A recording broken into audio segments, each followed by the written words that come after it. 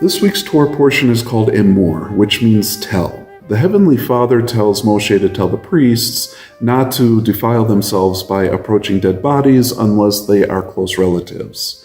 In such cases, the grieving priest is ritually impure and cannot enter the Mishkan.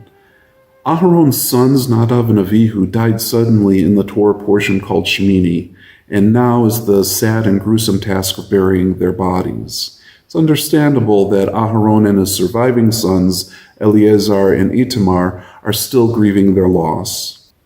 We learned in the Torah portion called Shemini that targeted parents who are victims of parental alienation understand exactly how grieving parents like Aharon feel. The loss of a child through parental alienation can be as traumatizing as the loss of a child in death.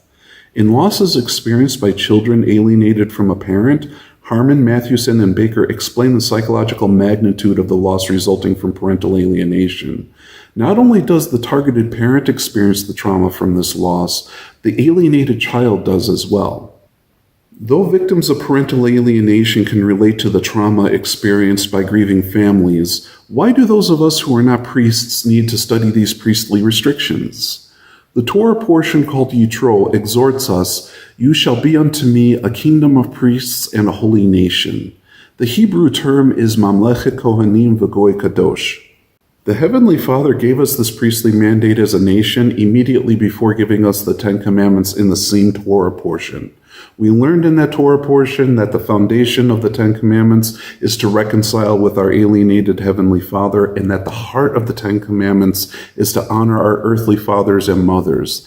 This lesson has repeated itself in every single Torah portion since then. I'd say that our mandate is crystal clear.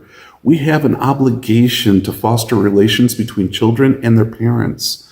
Don't take that for granted. Next, this week's Torah portion lists the Jewish holy days with their themes. Holy days can be difficult for grieving parents, including those grieving the loss of a relationship with the child through parental alienation. How can such parents cope with the holidays? Never give up expressing your love for your children. For example, I send greeting cards to my children.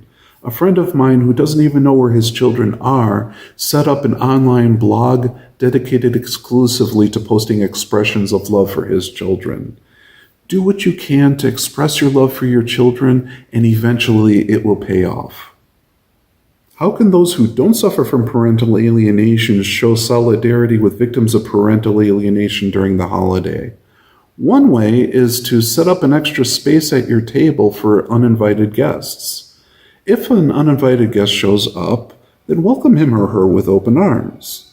If not, let that empty space be a silent reminder to you that there are those in this world going through this holiday with empty chairs in their homes. The Torah portion ends in tragedy. The son of an Israeli mother and Egyptian father curses the Heavenly Father. He gets arrested, convicted, and executed. The Torah portion justifies this sentence with the famous verse, "An eye for an eye and a tooth for a tooth." In other words, the punishment that a court metes out must fit the crime. But what did this man do to justify a death sentence? The written Torah leaves us to wrestle with this question. However, Jewish tradition picks up on clues in the written text and tells us a tragic story of this man's life. There are way too many details to cover in this video.